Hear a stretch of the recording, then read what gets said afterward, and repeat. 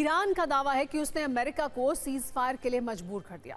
40 दिन की जंग और 12,000 से भी ज्यादा स्ट्राइक करने के बाद भी ट्रंप को सीज फायर करना पड़ा। लेकिन ऐसा क्यों हुआ? इसका जवाब है हॉर्मुज स्ट्रेट, फारस की खाड़ी का वो छोटा सा समुद्री रास्ता जहां ट्रंप फंस गए।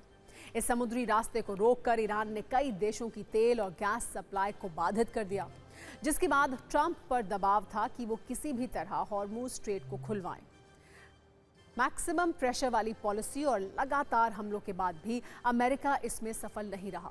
अब सीजफायर के बाद आखिरकार हॉर्मुज स्ट्रेट का ताला खुलने का रास्ता साफ हो गया है, लेकिन ईरान ने जो शर्तें रखी हैं उसके मुताबिक हॉर्मुज स्ट्रेट की असली चाबी अब उसी के पास होगी।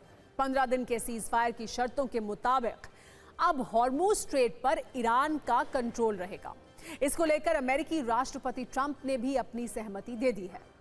ईरान ने कहा है कि वो ही हॉर्मुज स्ट्रेट के समुद्री मार्ग की निगरानी करेगा। हालांकि इसका पूरा कंट्रोल वो ओमान के साथ मिलकर करेगा। यहां से अब जो भी जहाज गुजरेंगे वो IRGC की इजाजत से जाएंगे। सबसे बड़ी बात यह है कि ईरान को हॉर्मुज स्ट्रेट से गुजरने वाले जहाजों से टोल वसूलने की अनुमति दी गई है। अब से कुछ देर पहले ही ईरान ने दावा किया कि वो $1 प्रति बैरल के हिसाब से टोल वसूलेगा। राष्ट्रपति ट्रंप ने भी हॉर्मुज स्ट्रेट पर बड़ा दावा किया।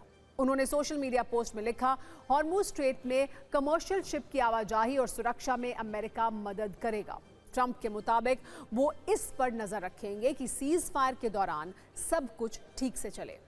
ये कहकर ट्रंप ने यह जताने की कोशिश की है कि उन्होंने हॉर्मुज स्ट्रेट को खुलवा दिया है, लेकिन सच यही है कि हॉर्मुज वाले ट्रैप में ट्रंप ऐसा फंसे कि उन्हें कोई दूसरा रास्ता दिखा ही नहीं।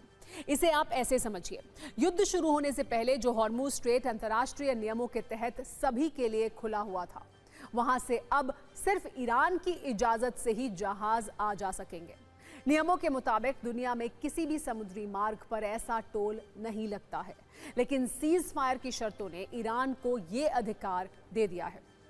यानी एक तरह से ईरान हॉर्मुज स्ट्रेट का इस्तेमाल एक बिजनेस मॉडल और निजी संपत्ति की तरह करेगा। अब इसे ट्रंप कैसे जीत बता रहे हैं, ये समझना थोड़ा मुश्किल है। हॉर्मुज स्ट्रेट को लेकर ट्रंप ने ईरान से जो डील की है उसका अमेरिका में भी विरोध हो रहा है। अमेरिकी सेनेटर क्रिस मर्फी ने कहा है कि अगर ट्रंप ने ईरान को हॉर्मुज का कंट्रोल दिया है तो ये पूरी दुनिया के लिए विनाशकारी हो सकता है। हॉर्मुज को लेकर इस व्यवस्था पर कई सवाल उठ रहे हैं।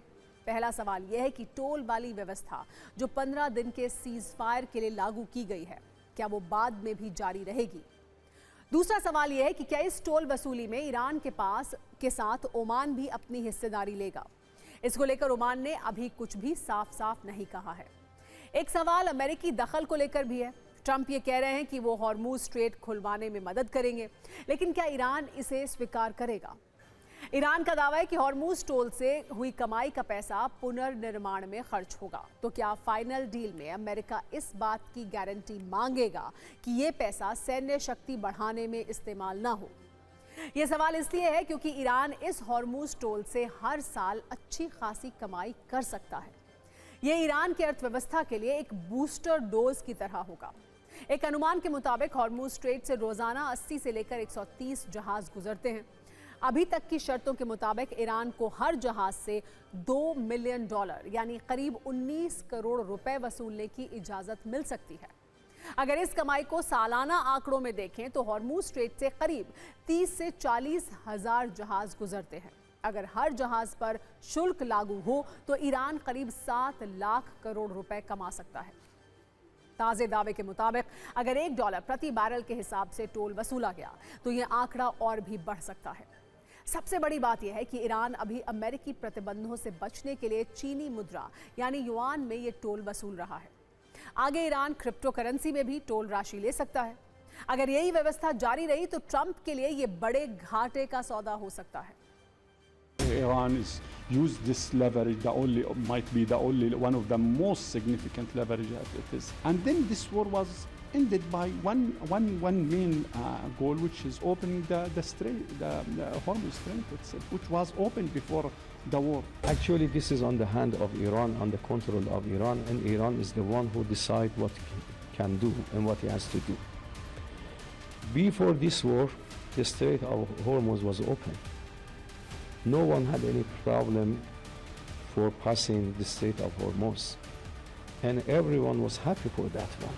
This aggression and this war created a lot of problems in the world through and also including the Strait of Hormuz.